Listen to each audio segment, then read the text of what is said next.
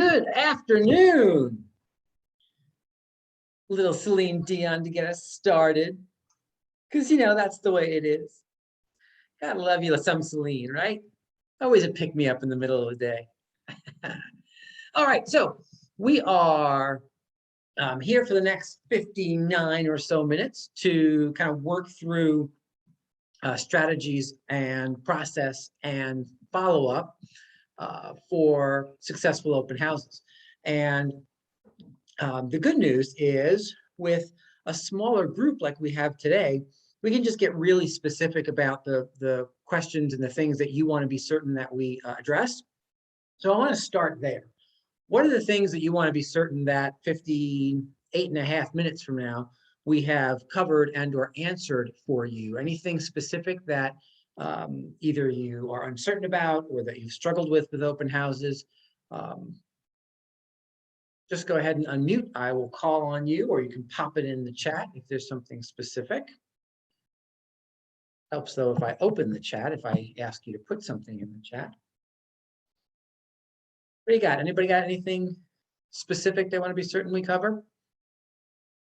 Or does strategies, process, and follow-up pretty much cover the start to finish of an open house? Going once? Yes, Ronnie. I have a question more.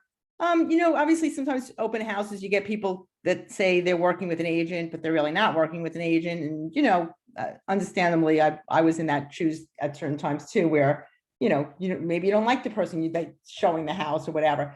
So I'm curious, I'm cautious of how you handle that. I mean, sometimes you could say, oh, I'd love to tell, Susie, you stop by, or I'd love to tell your agent you stop by. I mean, that, and then sometimes they really give you a name, but I guess I'm cautious of, how much you inquire, because, you don't want to be soliciting.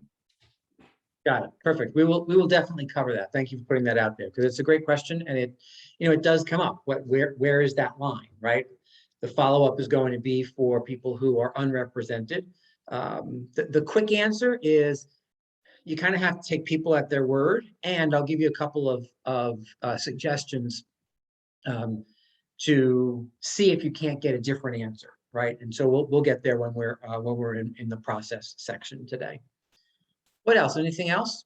I see Anna has in the chat, what are the effective strategies for follow-up after an open house? We're going to absolutely address that towards the tail end. And here's the quick answer to that one. Some version of follow-up is better than no version of follow-up, right? And I know that a lot of people make the mistake of thinking that if someone doesn't just sign a piece of paper and hire you at the open house, that you've somehow lost them. And so follow-up is probably the most important part of the entire open house process. And I'll give you the skinny on that as we get there. So thank you for that. And okay, so is it Aisley? Did I say it right? It's Ashley. Ashley, person. Okay. I could go one of two ways. I had a 50-50 chance. How can I help, Ashley?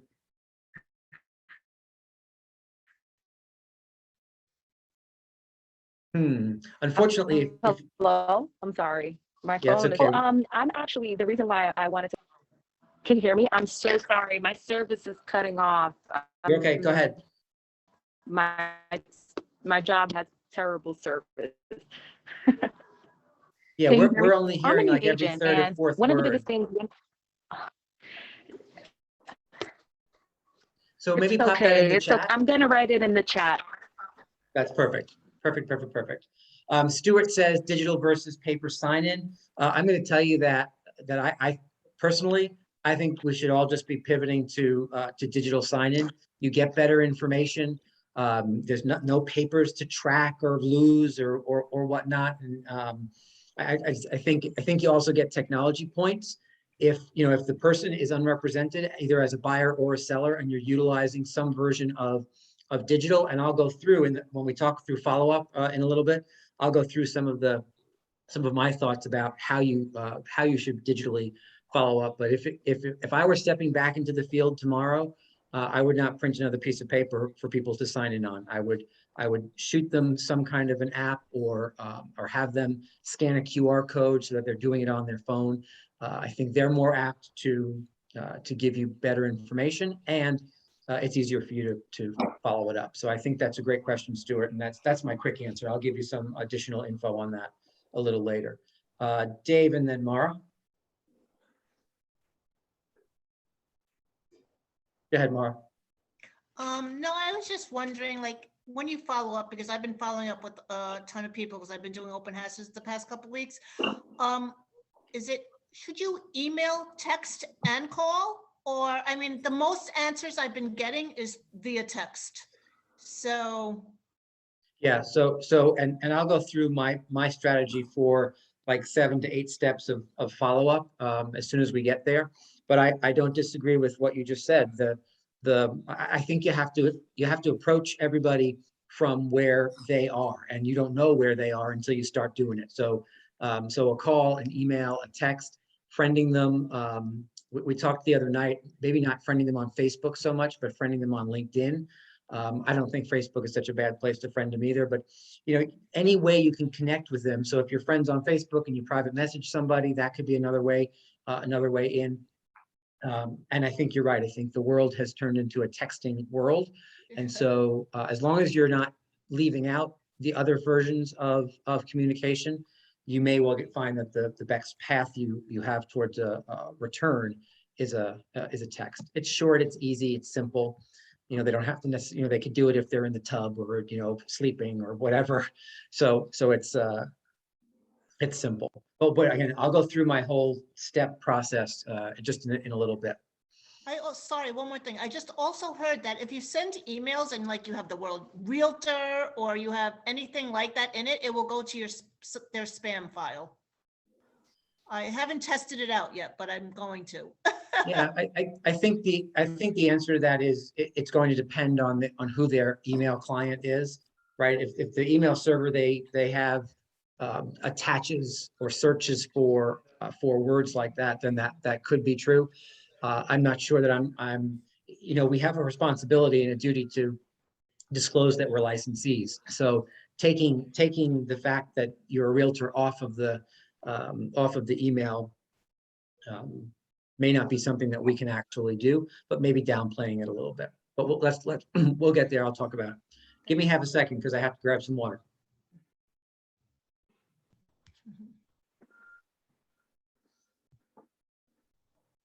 Apologies for that. All righty. And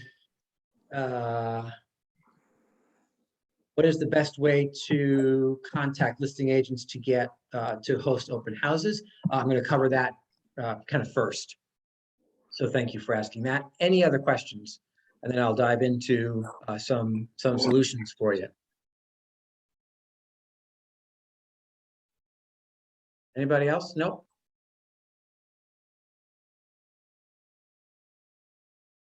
Okay, so again, if you have any other questions, just unmute. I'll watch the room and give you an opportunity to ask those questions or follow up, and then anything in the chat, certainly I will circle back to. But from a strategy perspective, remember that open houses, there are a lot of people who get caught in an unproductive circle with open houses, and here's what I mean by that. They get stuck in hosting open houses for their own inventory only, right? So once you have your own inventory, I find that there is a bunch of people who get stuck only hosting their own inventory over and over and over again, out of some perhaps idea that if you have a seller or 2 sellers or 3 sellers, that your job for them is to sit in their house every weekend after weekend. That's not true, right? If open houses is a part of your exposure plan, it doesn't have to be you in your own inventory. And the trap that I see around that is if you're taking listings in the $300,000 to $400,000 range and you're hosting open houses every weekend in your own inventory, and that's all $300,000 to $400,000 range inventory, well then who are you attracting? you're attracting buyers in the $300,000 to $400,000 inventory range. You're also attracting neighbors, perhaps from the same community or the same neighborhood, whose homes are likely in that same range, right? And so you get stuck in this world of being defined by your own inventory, never to get out. And so what I always suggest is don't get stuck there. Like, don't do that, right? So if you have your own inventory, certainly spend some time open housing your own inventory, but reach out and try to expand that opportunity as well, based on a couple of things. Number one, where do you want to focus your business? Right? Most of you have heard me tell the story of somebody who was continually grabbing buyers in a town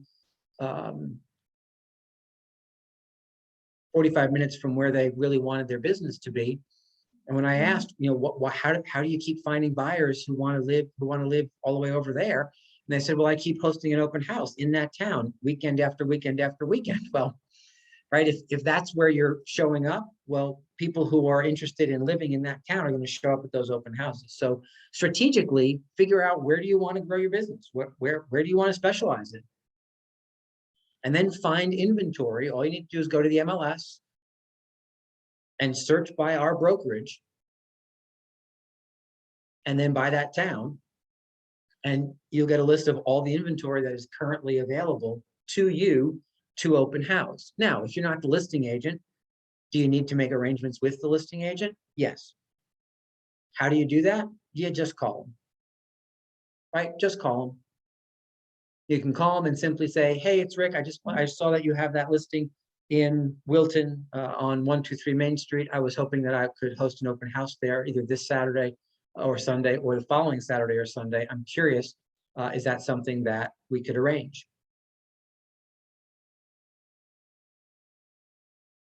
What I would encourage you to do is, when you're talking to listing agents, is offer to host open houses there on a couple of different dates so that they can pick and choose. If you call on a Tuesday and say, hey, I have 1 to 3 on Sunday available, right? That doesn't really give anybody a whole lot of options. But if you were willing to do it on a Saturday or a Sunday, right? Maybe they're not around this weekend. They'd be happy to have it held open. The other thing I would do is talk with them around why you might be a great choice to host their open house. Right? If you've never hosted an open house before, I would encourage you to get some experience by shadowing some others, right? So that then you can say to listing agents, so I've shadowed a bunch of people. I'm ready to push out on my own and host an open house. Here are my credentials, right? I've been licensed for this long. This is what I do. This is how I do it. I'm curious, is there a way? Here's a great question to ask the listing agent. I'm curious, is there a process or any kind of feedback that you're interested in having once the open house is completed, right? Because it's their listing, so you want to just make sure that they have every opportunity to feel like you'll do things the way they like them to be done, which is different than the way you like them to be done. And there's nothing wrong with that, right? For example, I know that in my own sales team, if you host an open house for Debbie Orr, you get instructions, right? There's an instruction sheet. We give out instructions. Here are our expectations. Here's what it's supposed to look like. Here's what we'd like to hear back from you. Here's when we'd like to hear back from you. Right? Here are the guidelines for hosting an open house. So that way we feel confident in saying to our sellers that we have competent licensees who are hosting open houses, which is why then we feel like we can step out of it and allow more people to access the open house. Does that help in terms of how are you finding them? Here's another path. Another path is not just by town or price range. What if you were choosing open houses based on the momentum in the market?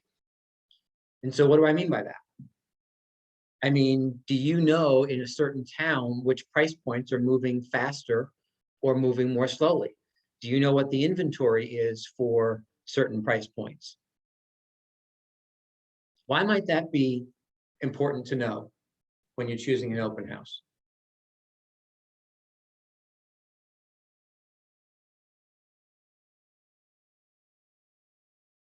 Anyone? Hello, is this thing on? Test, 1, 2, hello? Go ahead, Ronnie. I think Um, just knowing where it's busy, and the more you know about where the market's busy, the better you're going to be.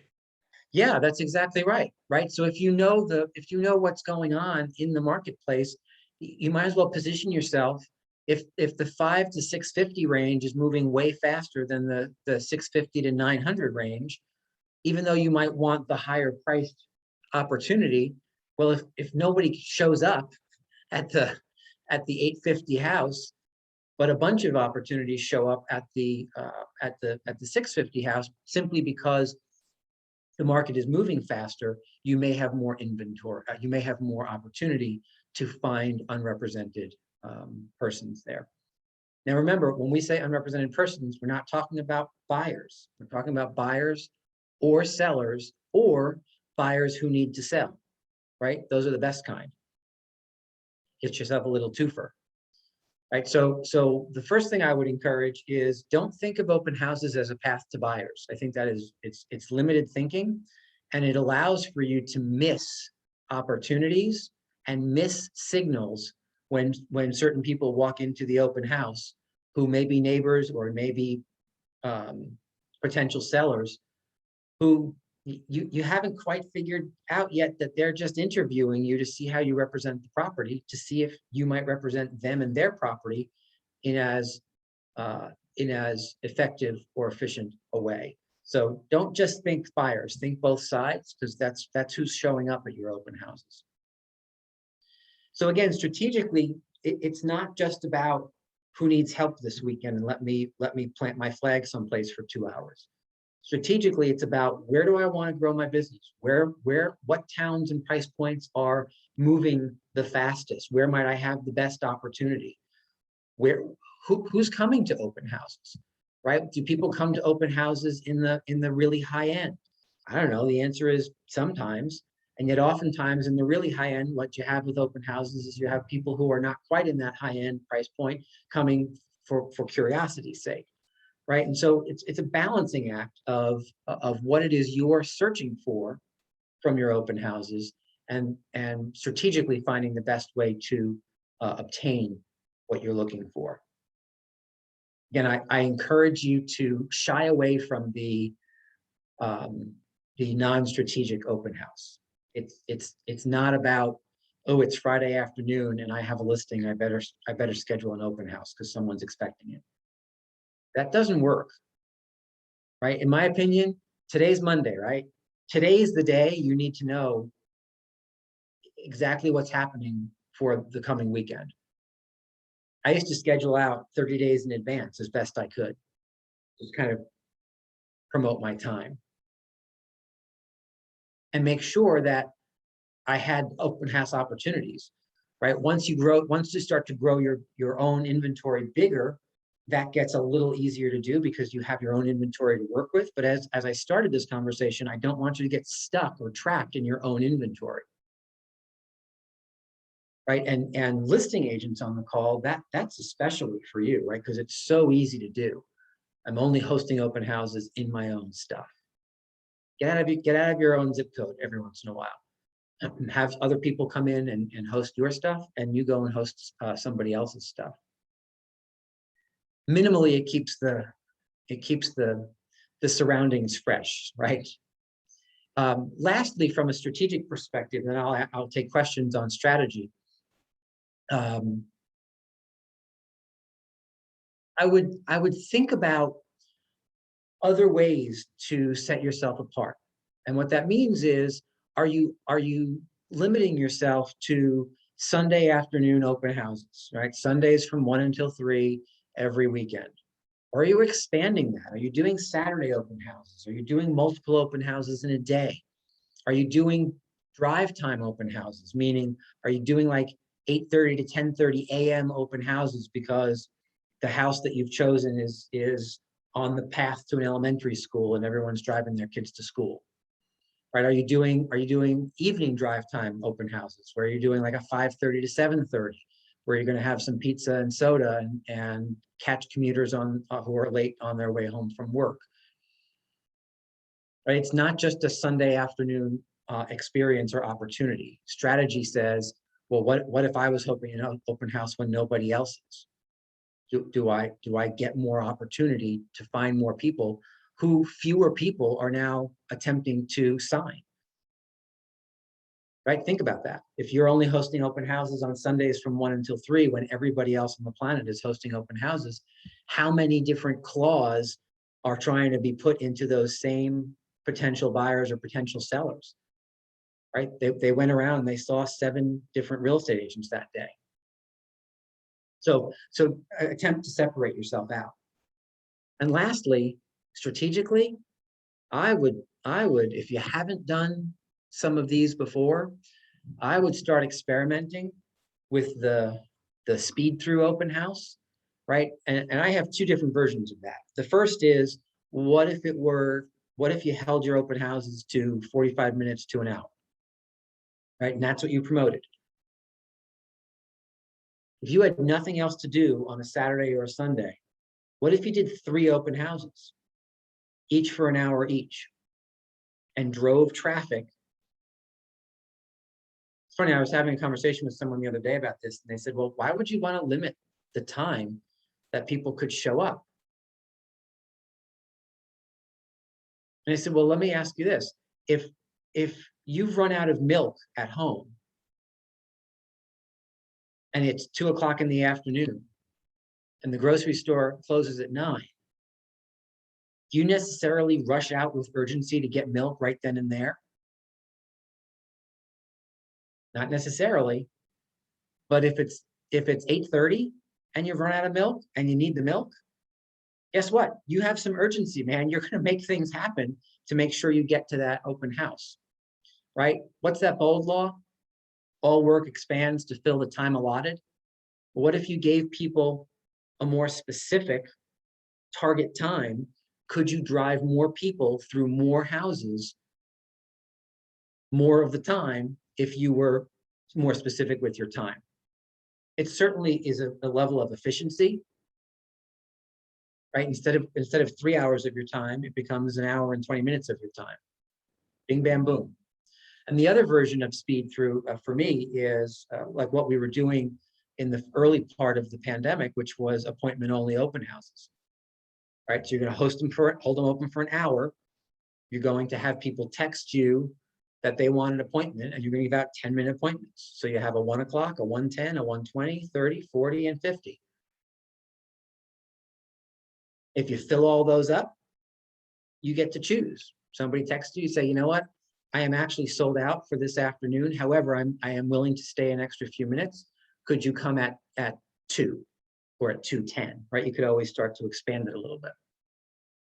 But this way, it's more on purpose. You know who to expect when. And you can cycle through more potential buyers or sellers without just sitting there wondering whether or not anyone's going to show up. I don't know about you, but that's a really poor use of time. Just kind of pushing all your signs out and then sitting, hoping someone drops by.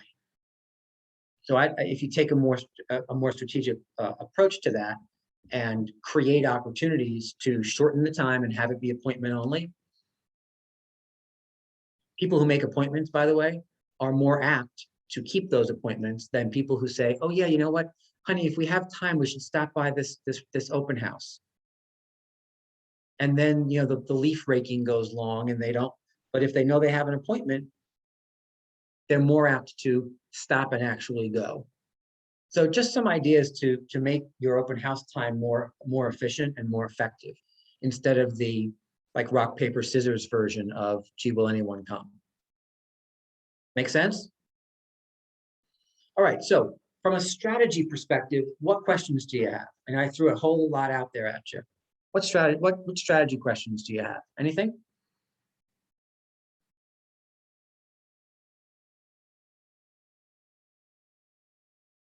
No, nothing? Okay. Yes, Mara.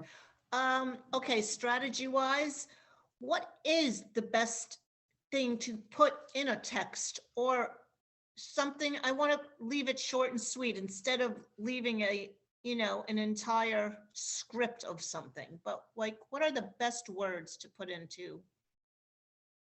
What is the text? Tell me what text you're talking Oh, about. sorry.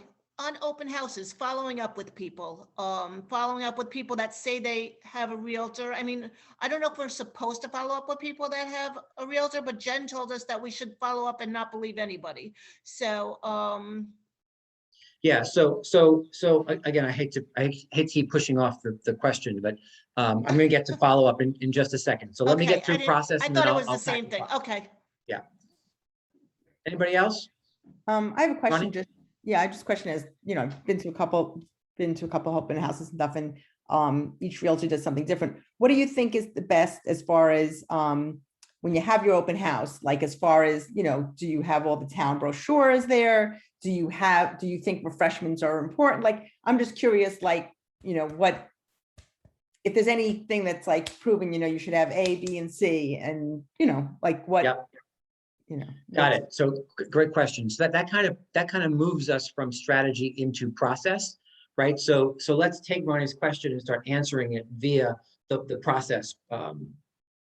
And I'm gonna give me about 2 minutes, Ronnie, and we'll get to that specific question.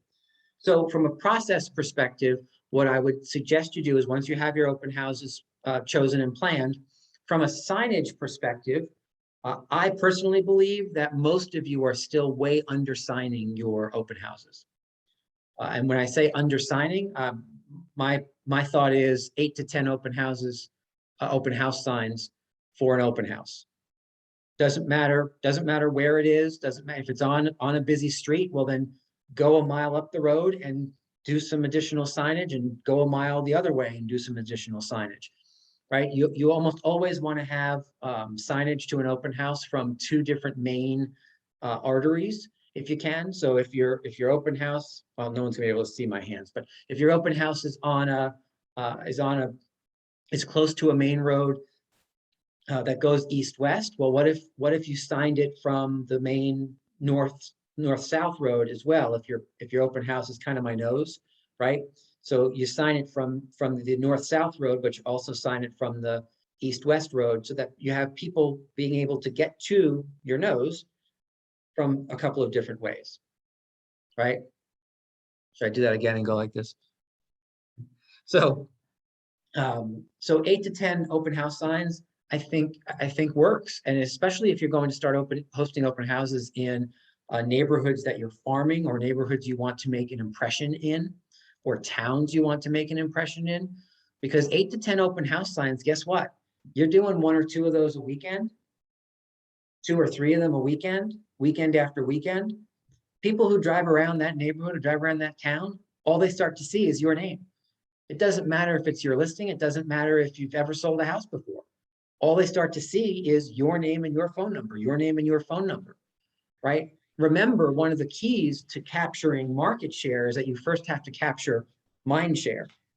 And so promoting your name and the opportunity for your name to be broadcast out there with open houses doesn't really happen with 1 or 2 open house signs. Doesn't happen with 3 or 4 open house signs. By the time you're up to 8 to 10 open house signs per open house, I think you're making an impression, right? So even if they don't have like the address of the open house, just put the signs everywhere, or just with arrows following to where it's going to be?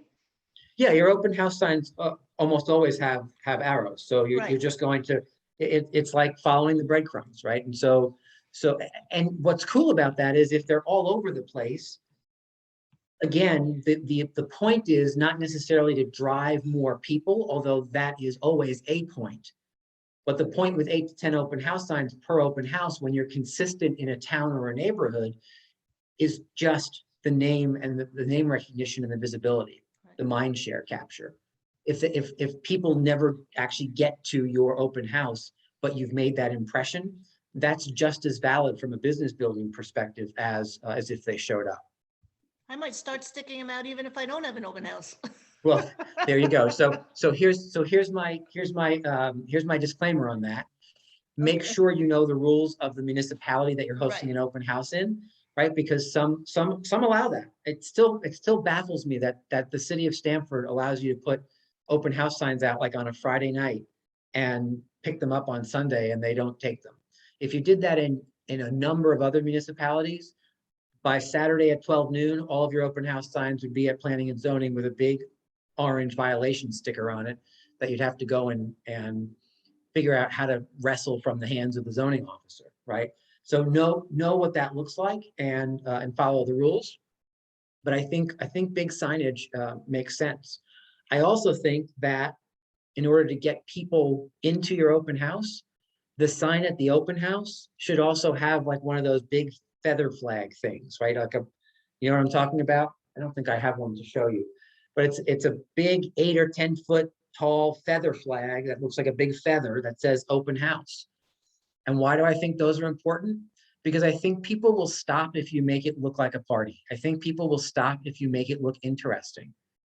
And so the way you kind of say, hey, don't forget to stop at this house is you make it look interesting. And balloons are crappy for the environment. So, right. And they're also a pain in the ass. Can I say ass on Zoom? But they are, right? For those of you who are used to doing balloons, it's just a pain. So get the feather flags because then you get to kind of have the, oh, look at me, look at me, look at me, without the whole rigmarole of balloons. Plus, right, heading into the winter, right? Balloons in the winter, because the air is so cold, they pop, pop, pop, pop, pop. Any questions on signage? Nope. Hey, really quickly. Yes. I was gonna ask, so you said to check with the municipality for the zoning laws. Where exactly in the municipality? Like, there a certain department, like Zoning. the zoning department? So just Yeah. type, if I live in Stanford, just type in Stanford zoning department contact information. Yeah, and then just give them a call and say, hey, you know what? Just curious as to what the rules are for real estate open house signs. Now, understand that that's a double-edged sword, right? So hold on a second. I'm going to stop the recording. Yeah, that makes sense. Cool. What else, Anna? I was wondering about once you contact the listing agent to host the open house. I usually like to do a Facebook ad or Instagram ad like 3 days before. Mhm. And I'm just wondering if there is any restriction to use the pictures that are on the MLS to do those kind of posts. Because I primarily kind of use only the main picture of the house, not the interior of the house. Well, so that's a great question. And the answer is just have that conversation with the listing agent, right? So if I'm going to call Dee and ask if I could do an open house on one of her listings this Sunday, the conversation will be, look, I'd like to do it from 2 until 4. Do you have any specific guidelines or expectations of me? Here's how I'll prepare for it. And I wondered, is there any way you could send me a couple of the interior photos? I'd like to do a Facebook blast on that, right? What Dee will say is, sure, here you go, because it's more exposure for her listing and her seller. Right. So I would find it odd if the listing agent said, nope, sorry, you can't use any of my photos. So that's just another conversation with the listing agent to make sure that you're both in sync as to what it is going to happen. And as long as the listing agent understands how you're going to work with that particular open house and gives you that data, I say go for it. What else, Steve? What am I forgetting?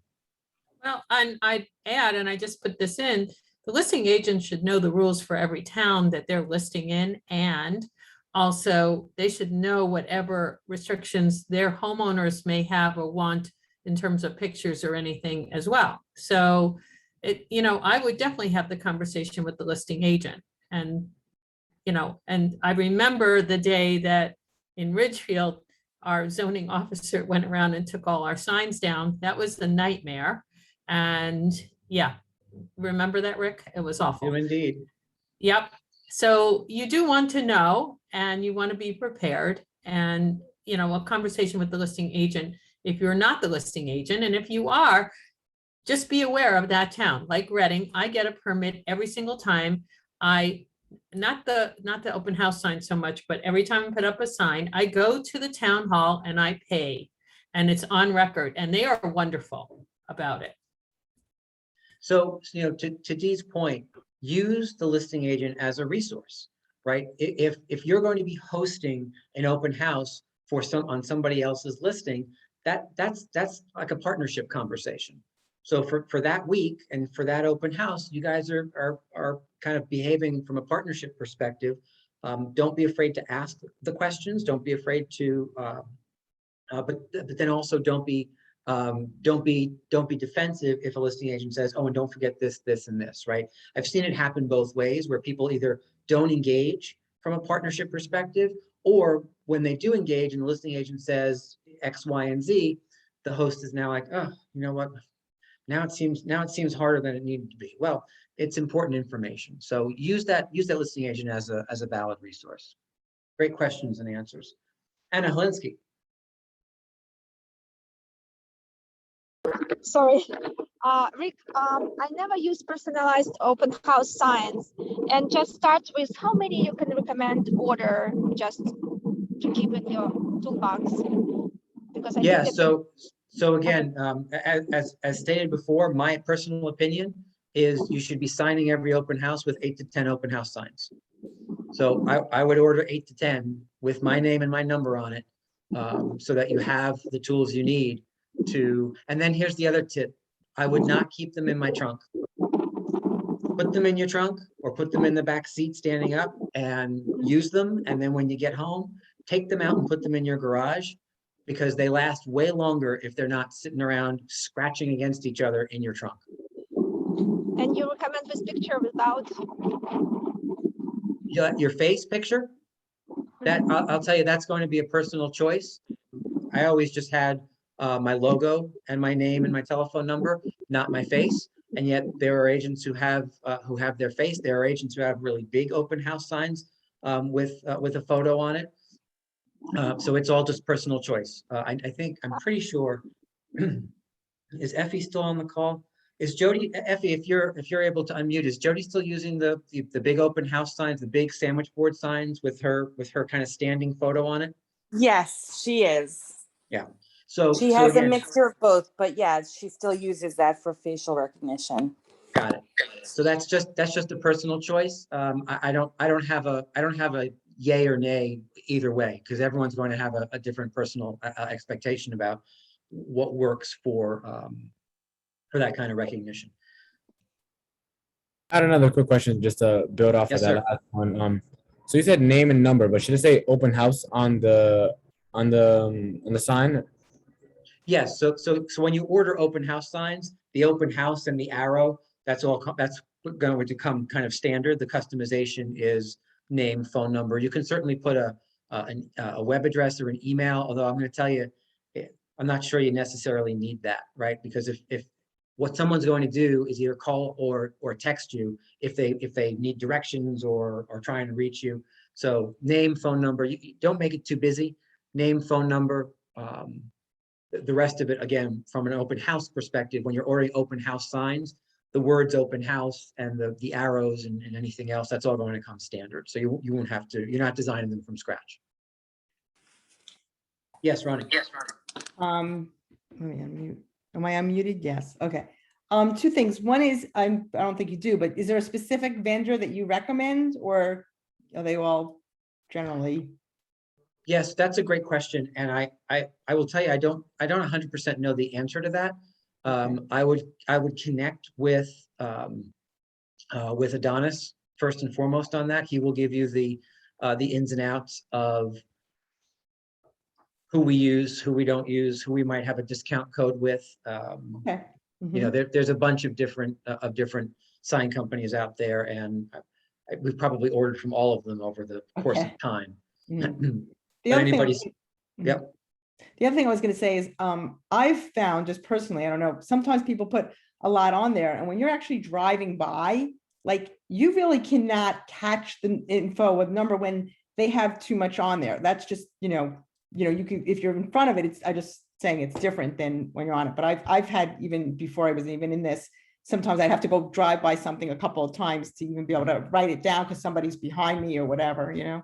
Yeah, agreed. Because think about it, you're driving past these open house signs at a minimum of, 40 miles an hour. And so it's like, vroom. So again, name, telephone number, the KW logo will be on there somewhere with an arrow and open house.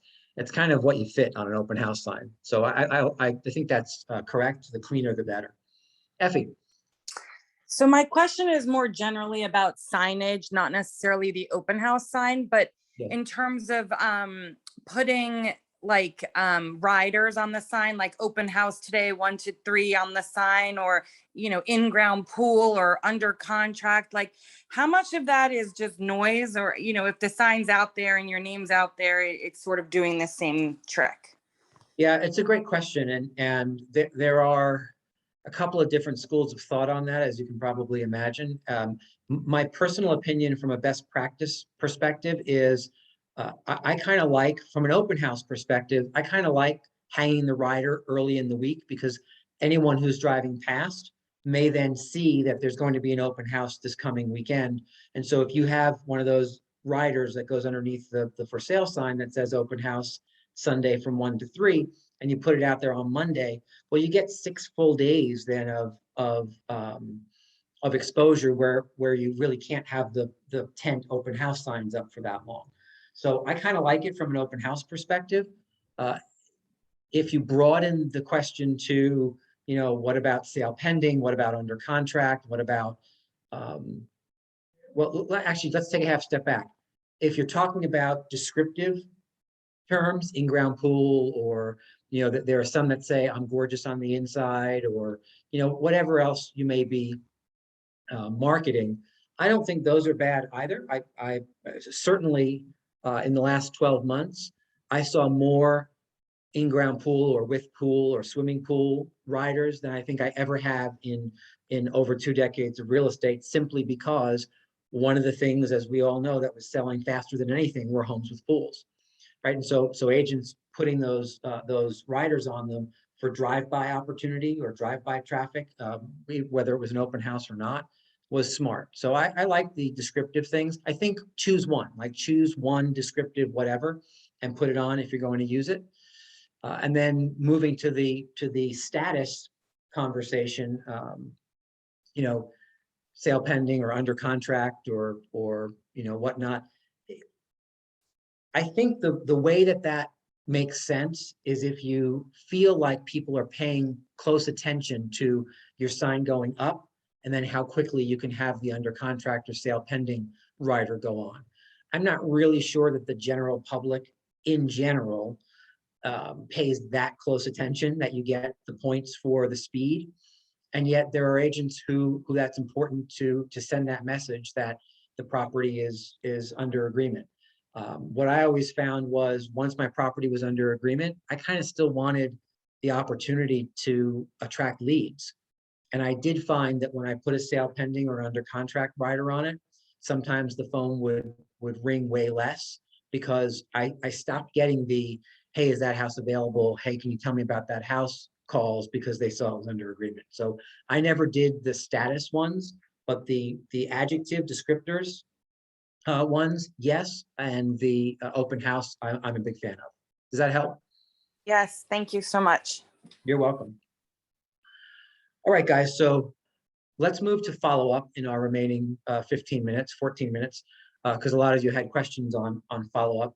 And to me, it's the biggest piece of the open house, right? The strategy up front, the process to drive the traffic, and now you're in the follow up, because once people get there, first and foremost, remember, the best way to attract people to want to use you as a real estate professional is to remember that you should treat them as if they're already your signed clients once they walk in the door, not like people you're trying to get as your signed clients, because you sound differently depending on, like, if you're attempting to have a buyer like you and want to hire you, you may sound either needier than people are interested in, or a little more salesy than people are interested in.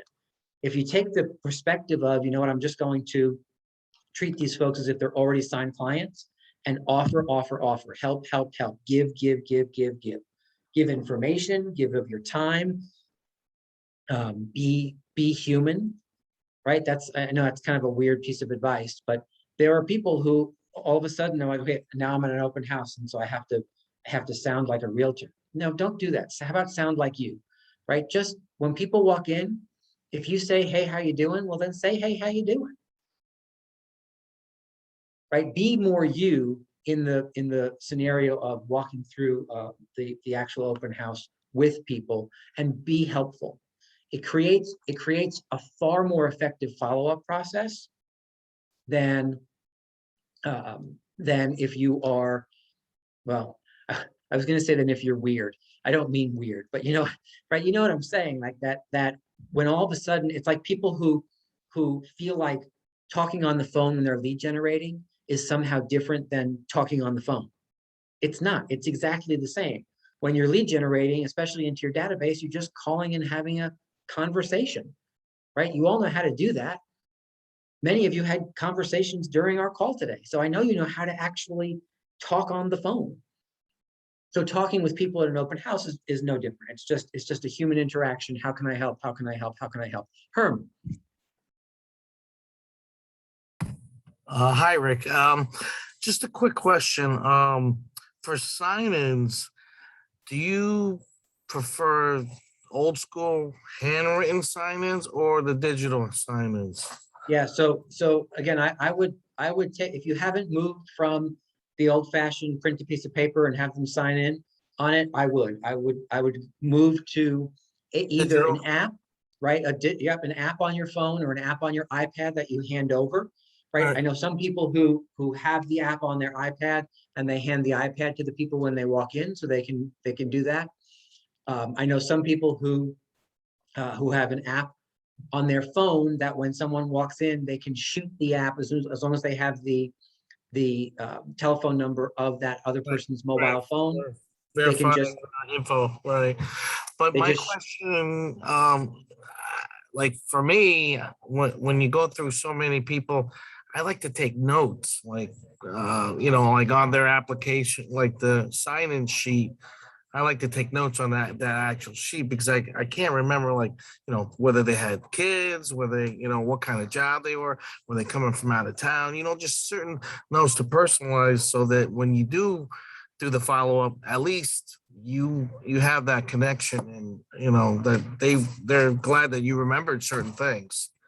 Yeah, 100%. And I'm pretty certain on the apps that we're talking about, there's a notes section when somebody logs in. So you can just take notes there, or do both, right? Have them log in, have them sign in on the app, have your own little notebook, and Tom and Maria Smith, and you can take your notes manually for the follow-up, but still have them sign in on the. I think you're giving away technology points. I think you're giving away professionalism and efficiency points when you haul out the piece of paper, right? And I don't think it's, for a while it was no one wanted to touch the piece of paper that you were handing them, right? I don't really think that we live in that world so much anymore, where people are more interested in touchless. I think it's just more of a you want to impress people every step of the way, right? And it's why one of the things that I love. Is Debbie on the call? She's not, but Debbie Orr does this all the time. She creates a flyer with a QR code that sends people to a landing page that is then backed up with a Google Sheet, and people just sign in on the Google Sheet, and they walk up. The flyer is either in a like a stand-up thing or posted on the door. And just like when you go to restaurants now and they don't give you menus, you have to use the QR code to read the menu on your phone. It's the same kind of thing. People are used to it now. And so, and you just get technology points, and you get kind of wow points for that. And what we have found is that for some reason, when people are signing in like that on their phone digitally, they tend to give you better information, more complete information, and less lying information right? So Stuart has a version of what I'm just talking about. Hold on, Stuart, hold it up. I'm going to spotlight you so everyone can see it bigger. There we go, right? And so now I just go there and use my phone to grab hold it up one more time, Stuart. And bam. And so now on my phone, thank you. Right, so that actually then, okay, I'm gonna remove the spotlight there and put it on me a second. Spotlight, there we go, right? And so this is what came up when I did that QR code. And so now I can get the KW.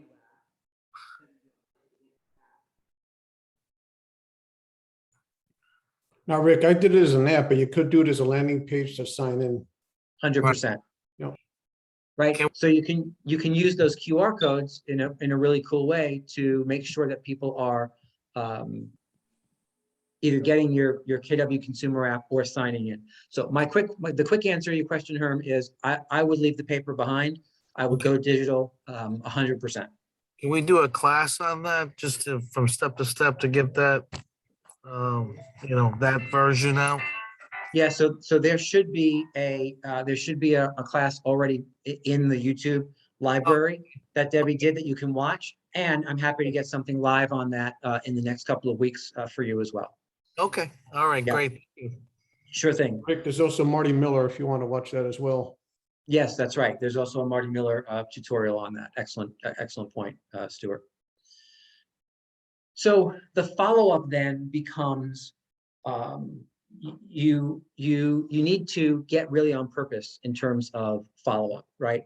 And what I mean by that is a lot of you follow up one time a few days later, and if you don't get somebody on the telephone, you don't follow up again, or you're not using the telephone at all, right? Which is a mistake, and just kind of letting people fall by the wayside.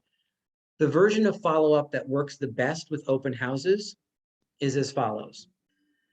If you're hosting an open house on a Sunday, your first outreach is later that afternoon. So if you finished your open house at 3 o'clock on a Sunday and you had 6 visitors who came through, you're going to reach out to those 6 visitors before dinner on Sunday. And the reason, well, let me ask it as a question. Why? Why would you reach out the same day? I kind of like strike the iron while it's hot. Well, yes, and why else? They will remember you. Yeah, exactly right. They just saw you a couple of hours ago, right? For some of you, you wait until Wednesday to reach out to your open house folks from the weekend, and you wonder why they don't remember you. Guys, with all due respect, as lovely as each of us is, we're not the highlight of most people's weekend, right? And I hate to say it this way, but from a mind share perspective, we're like the disposable human that was in the way of them seeing the house. And I don't mean that negatively. I just mean that realistically, right? That's an objective data point to remember that you have to go out of your way to be memorable. You have to go out of your way to stand out, to make sure that you are still fresh in their minds. And one of the best ways I know how to do that is be really coolly human during the open house. Give so that you're the most helpful person they have seen all day. And then follow up with them a few hours later. And the phone call is simple. Hey, it's Rick Scott at Keller Williams. I just wanted to reach out and say thank you so much for visiting me earlier at the open house at 123 Main Street. It was so great to meet you. I'm curious, is there anything that we didn't discuss when we were together earlier that I could help out with now? And most of the time people will say, no, I think we're all good. Excellent. Well, you know what? Again, I just wanted to say hello, make sure that you had everything you needed. And I look forward to serving any needs that you might have with your house hunt. Bye. That's it. You're not setting another appointment. You're not doing really much of anything. You're not asking them, about criteria or, what was the nicest thing about the house. Just call and be human and say hi and thank you. It's a gratitude call. It's a simple gratitude call. Guys, I will tell you what, when I switched from waiting a few days to the gratitude call the same day as the open house a few hours later, my results changed dramatically, because people remembered me and they were appreciative of not being called and sold anything. Just someone calling and saying, hey, thanks so much. It was a pleasure to meet you. You know, what adorable kids you have. Whatever. Step number 2 is Monday. And that's email them some sort of real estate related data. Maybe it's other homes that you think they might be interested in based on your conversation. Maybe it's town information if you got data that they're from out of town. Maybe it's mortgage related information, right? I see Karen on the call, so you could always sit and work with Karen to figure out what your open house follow-up piece from a mortgage or from a financing perspective might be. Karen will be happy to help design something for and with you so that you can then be sending something or other that next day, right? Sorry, Karen, you unmuted and then muted again. Okay, I'd be happy to help all of you. I really do appreciate it. Right, so that's that Monday. It's another business touch. And then Tuesday is the text, right? I know Mara had to go, so we'll have to make sure she gets the recording because this is the part she was asking about. But it's the text. It's, hey, just checking in. It's been 48 hours since we met. Wanted to make sure that you received my email information the other day. I'm just setting up my appointments for this weekend and wondered how I should include you. To me, by Tuesday with the text, that's when you're starting to ask for the follow-up appointment. And then Wednesday, it kind of depends. Wednesday it depends on what the response was from either the email or the text. You may now all of a sudden already be in a relationship. And so now you're going to daily have some other additional communication. You're going to send them some more data. You're going to answer questions. You're going to maybe set up a phone conversation or a Zoom conversation so you can have a buyer consult with them or a seller consult if they're potential sellers. Right? If they haven't responded, well, then Wednesday is another version of something. And what I mean by that is some agents use like video email. I love the idea of like a bomb video email. That's just your face again, because remember, they saw you on Sunday, they heard from you, they heard from you, they heard from you, but they haven't seen you again. So Wednesday now it's a video email, or it's either liking, friending them on Facebook or friending them on LinkedIn so that there's some personal connection behind. You can make those interchangeable. I kind of like the Wednesday video email with the social media by Thursday, if they still haven't connected, with then another phone call on Friday. And the phone call on Friday is, hey, it's Rick Scott. We met last Sunday. I've been sending you things all week. I'm curious about a couple of things. I'm setting up appointments for this weekend and wanted to see how I can help. Also curious to know if you'd like to continue receiving the data that I've been sending. Right. What I used to say is, hey, your free week's trial because I would enroll them in some kind of an automated update system, right? And I would call and say, hey, your free week's trial is almost up. And I wanted to make sure that you wanted to continue to receive news and information on what's going on in the market. If you could please connect with me, I just need to have a quick conversation with you before I extend that. Because now it's like dangling something that I'm going to take away.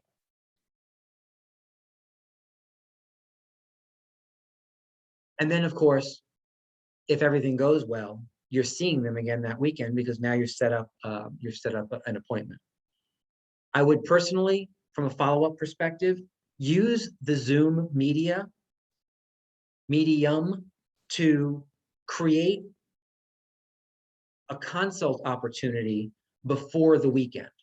And what I mean by that is push towards having your buyer consult via Zoom one night during the week so that you're set for the weekend, so that you don't have to confuse sitting down for a half an hour and going through documents and paperwork and getting hired with, let's go find a house, right? And so the way I used to teach that a year ago was a simple script that was something to the effect of midweek or part of the text on Tuesday. So you can kind of work it either way. Hey, just wanted to touch base to see if you had 30 minutes for a quick consult so that I am clear on exactly how I can assist you moving your home search forward. Available via Zoom. I have time, Wednesday or Thursday night at 6:30, which works best for you, right? And so you're pushing them to have a Zoom opportunity so that you're free to just show them properties on the weekend. You see how that kind of saves everybody time? It's also, by the way, what they want to do on the weekend. They don't really want to come in and sit with you for 30 minutes and talk about paperwork. So if you can push that to a Zoom experience and have a Zoom consult and then send things via DocuSign and still be on Zoom while they're signing, right? We're not talking and then sending documentation and hoping they understand it. We're having the full-blown consult, but just on Zoom. That works far better than pushing them to the weekend. And yet, if you push them to the weekend for the consult, that's not wrong either. Donna, you had a question. I did. So do you do that for everyone that showed up, even like just the nosy neighbors, or is that a little stalkish? Yeah, so to me, the nosy, anyone who's not represented, who hasn't waved the flag of representation, I would follow up that way with. And here's why. Because what I've learned is the nosy neighbors oftentimes aren't there because they're nosy neighbors. They are potential sellers, right? So I then look at them as potential sellers. And I want them to recognize that when somebody walks into their house, once I've listed it, that this is how I'm going to follow up to make sure that those people have every piece of data on that particular property that they might need, right? So I'm offering help to try and capture people with the thought that that's what those people are actually looking for in a listing agent. So nosy neighbors, I just cross through that and say potential sellers. Unrepresented buyers are that they're potential buy side opportunities. And what I wait for is someone to say, you know what, thank you so much, but we were really just there to check out the kitchen because we knew she did the kitchen and that's awesome. And so then I'll simply say, you know what, thank you so much for being upfront with me. 2 questions.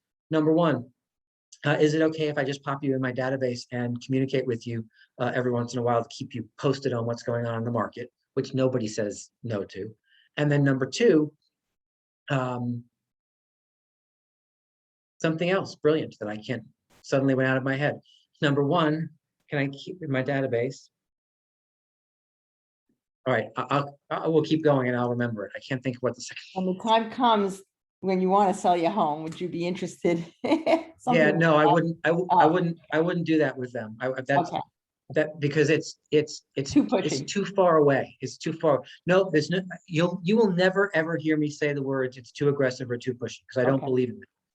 Because what I don't believe that what we do is aggressive or pushy. What I believe is that we offer a service, and if it's not the right time for that service, then that's okay, right? Crap, Donna, I will remember number 2. It's just out of my head. Rick, Yes. would you have said, do you know somebody who wants to buy, sell, or invest?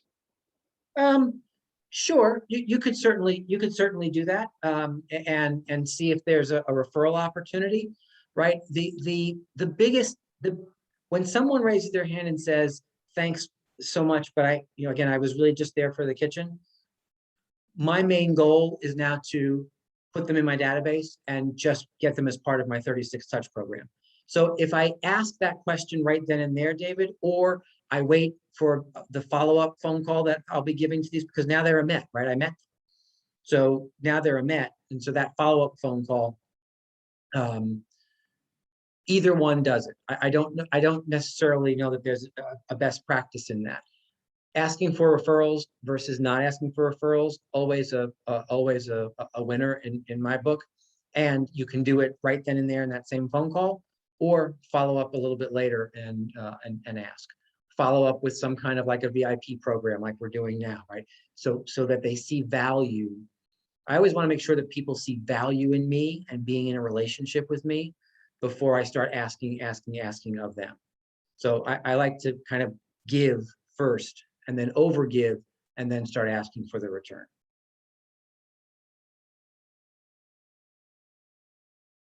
What else? It's going to drive me nuts now that I can't think of that number too.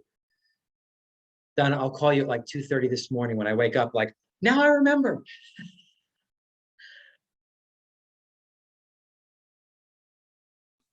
So lastly, do you follow up with everybody, or do you follow, what do you do with people who say they're represented?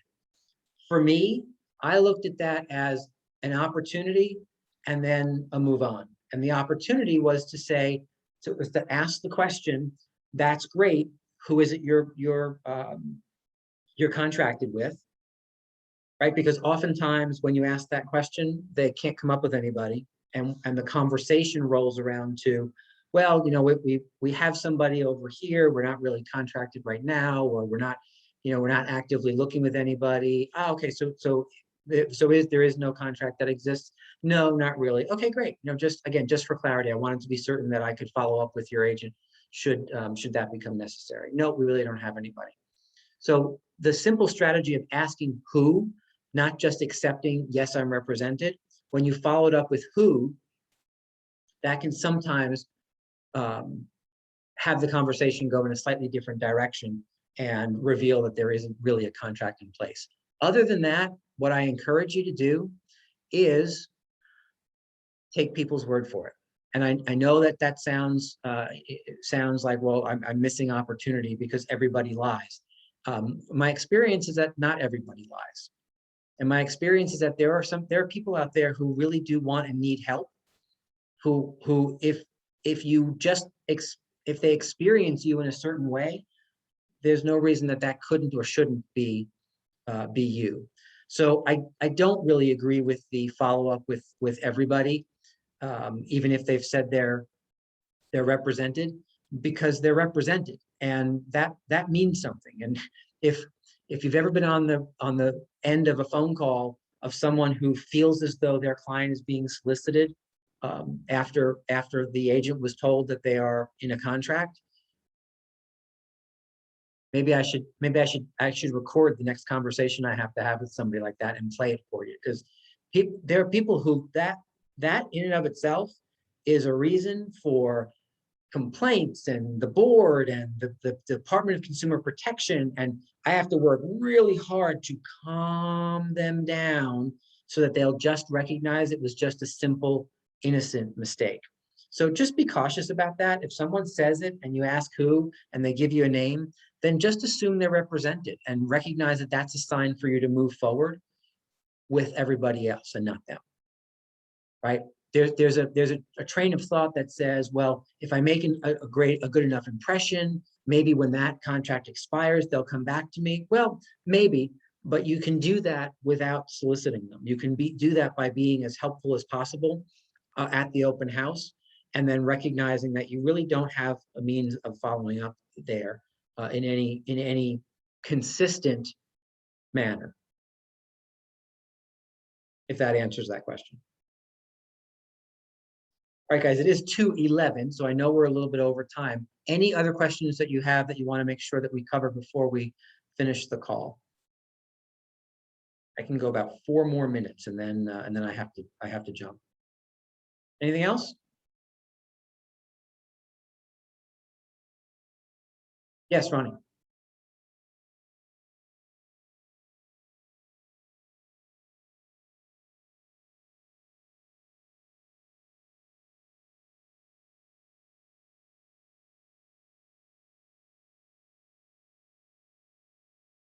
All right, well, text it to me if you can. Hey, yeah, I'm sorry. No, I guess my question is, and I realize, I think you have to communicate with each agent, but when an agent let's say you do the open house for them, and you're getting these buyers, or you're doing it with them, I guess is there a standard? Like I was with someone and they're like, oh, no, what, you take this person, that's how we work it. We give you somebody, to take when you're shadowing someone. I guess what I'm saying is do you just assume if you do an open house for someone that the buyers that come in are your domain? Do you Yeah, understand? so yes, so great question. So I'll ask you to phrase it slightly differently. When you're hosting an open house, you're hosting an open house for you, right? And the growth of your business. If it happens to be on somebody else's listing, that's okay. It's not like you're doing it for them. So I would think about it slightly differently. When you host the open house, any leads that come from that open house are yours exclusively, without question, without referral fee, unless there's been a discussion and an agreement signed differently ahead of time. Any leads that come from that open house are yours when you are the host.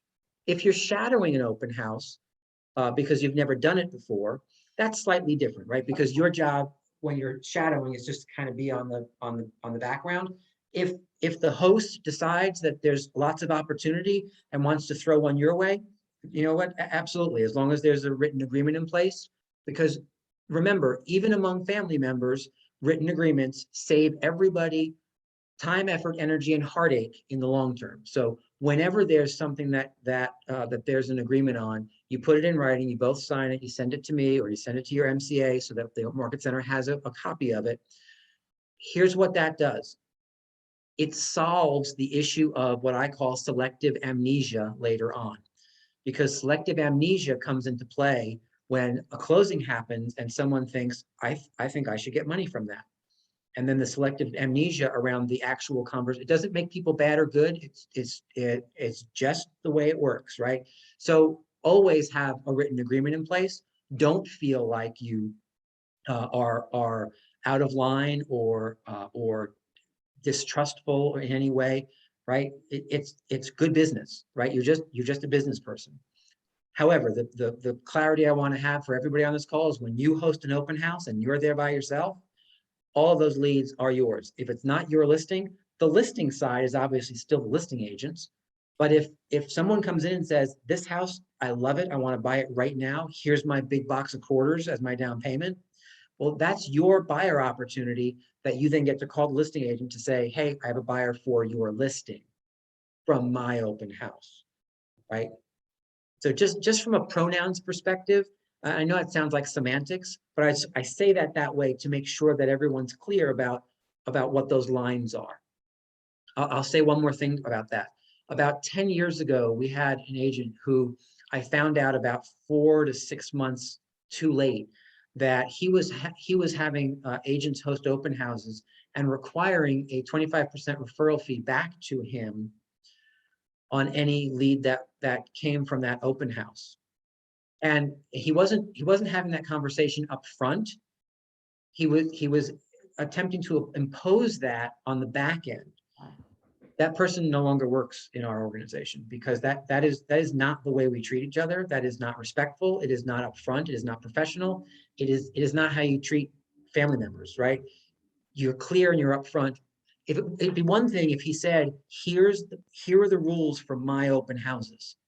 And then the person hosting it could say, okay, well, I guess that's okay. But then there's a choice. That's not what was happening. It was anyway, you get my point, right? That's just not how, it's not a respectful way to behave. It's not how we treat each other. It's not my expectation. It certainly shouldn't be your expectation of each other. Does that answer that? Yes. Excellent.